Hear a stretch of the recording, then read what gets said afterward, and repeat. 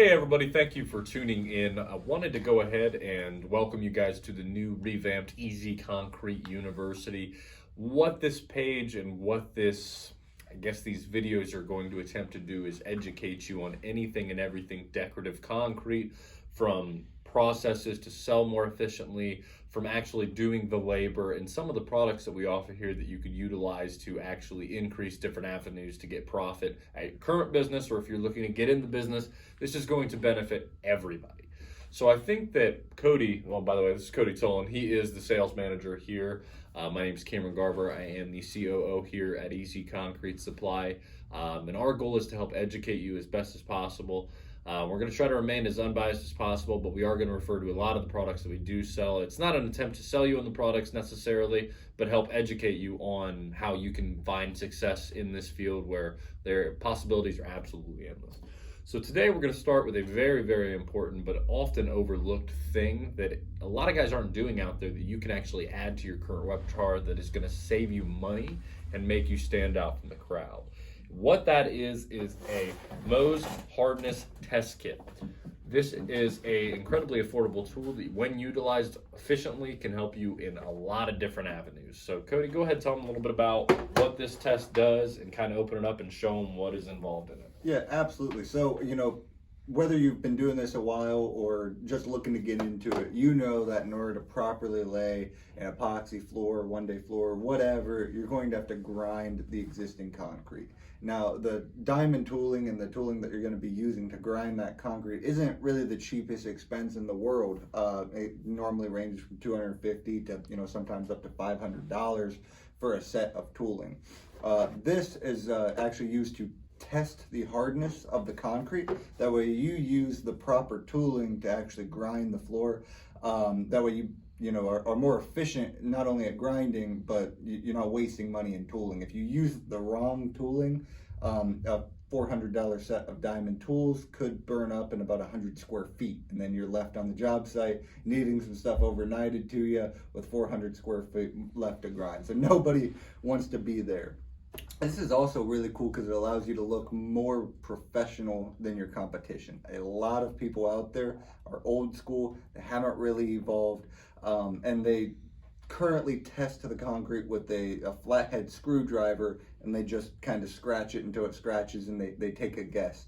This was formulated by geologists that scratch minerals and stuff to effectively test the hardness of them. I think we all learned in chemistry the Mohs hardness scale. So it comes with several different picks here, numbered from 2 to 9, 2 being the softest, 9 being the hardest. Cam, do you have anything to add? No, so essentially what we're going to do is we're going to actually head out to our facility. We're going to scratch test the concrete, kind of show you how you can utilize this to effectively test the concrete to make sure you're doing it correctly, but also the process, the appropriate way to ask your customer if it's okay to apply this to their concrete, and to make sure that they're actually seeing it so you can differentiate yourself from your competition. So go ahead and stay tuned. We're going to go ahead, do that, and then we're going to come back and we're going to explain kind of what each conversion looks like with what hardness is associated with what bond and grit of tooling. So stay tuned, guys. Welcome back, guys. This is the actual part. I kind of want to go over how you can present this to your customer, kind of elaborate and educate your customer, because one of the most important things you can do to differentiate yourself, aside from the actual test itself, is educating your customer along the way. When you educate the customer on what it is you're going to be doing, not only are you educating them and making them have a more informed decision, you're investing in their knowledge, but on top of that, you're solidifying your place as a professional in the industry, which is going to stand out and help you achieve higher margins and sell for more. So always offer more to your customer.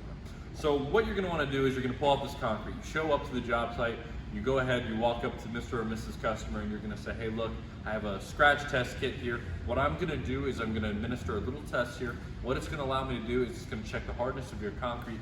That way I know exactly what diamond toolings I'm going to use with my several 100-pound grinder to go ahead and abrade the surface so the concrete has something that the epoxy can adhere to.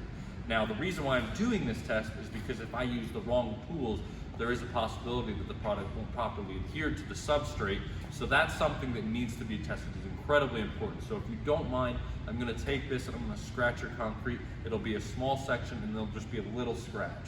If that's okay with you, please let me know. I'd like to move forward with the test. So that's just an effective way that you can educate the customer, and they'll be like, okay, well, this guy kind of knows what he's doing, which is something we want to convey to those people. So stay tuned. We're gonna have Cody go ahead and actually do the test and explain how to do the test. Then we'll jump back to the room, go over the conversion sheet, and get you going, guys. Once you've got your customers say so, just go ahead. I mean, the process of this is really simple. Like I said, so 2 is going to be the softest pick. So if it's a very, very porous, soft slab, that's, you know, that will scratch it. Whereas 9 is going to be more on the harder side, where you'll need something more aggressive. So I always start on the soft side. Just get down there. Now you want this pick to leave a noticeable scratch. It's something that you know, like, okay, the diamonds that are going to coincide with this are going to actually cut the concrete. So I'll try 2 here. We'll see. It did absolutely nothing. I'm guessing 3 is going to do absolutely nothing as well. Yeah, there's nothing that you can see. I'm going to move up a little bit higher here, where I'll try 6.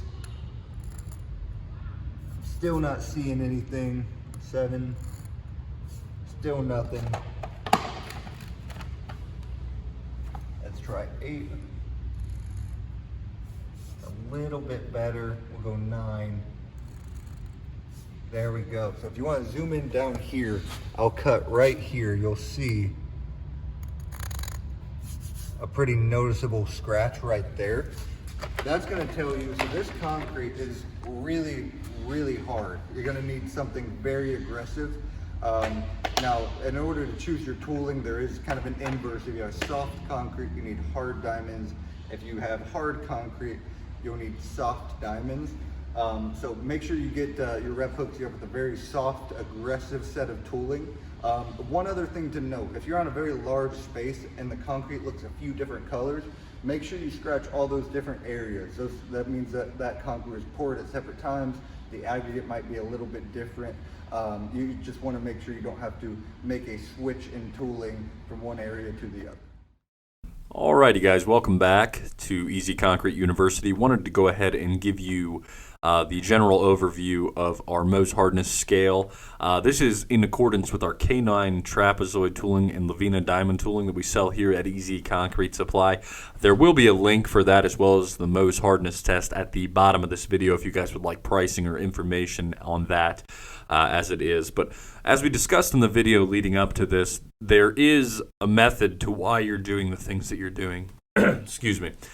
We are going to go ahead and go over that right now. So when you do scratch it, as Cody talked about, when the scratch does appear to show up and it's a decent sized scratch and you can actually tell you're getting through the cream or the top of that concrete, there's going to be a number associated with that hardness. As you can see here on this chart, there are different tooling that can be used for different hardness, and it's very easy to read. I'm going to let Cody go ahead and take it from here, walk us through this list, and kind of see what we can talk about in terms of the different variation of tooling, whether it's 2-bar, single bar, double button, single button, and kind of elaborate on that a little bit for you. Yeah, absolutely. So I'll just kind of walk you through the chart right now. Obviously, if your concrete scratched at like a 2 or 3, it's very soft. You're going to need hard tooling. If it's scratched at a 4 or 5, it's pretty medium. Use medium tooling. They're pretty universal. Scratched at a 6 or a 7, getting on the harder side, you'll want something soft. Scratching at an 8 or a 9, which is the concrete out there that we tested, you'll want something even more aggressive than soft. So what we have are extra soft and a very low grit as well, where you're looking at 16 grit or 6 grit. Now the difference between there's a lot of different variations of tooling.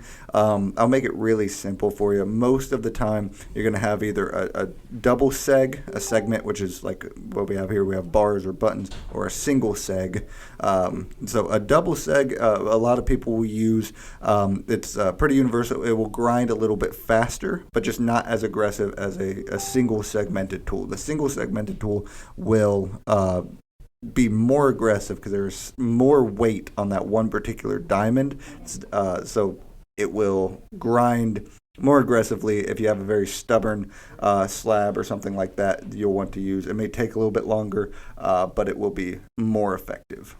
Absolutely. So as you can see, it's pretty much laid out here. Once you do get the results of that, you can actually have these tools ready to go, and you know with confidence which ones you're going to be using.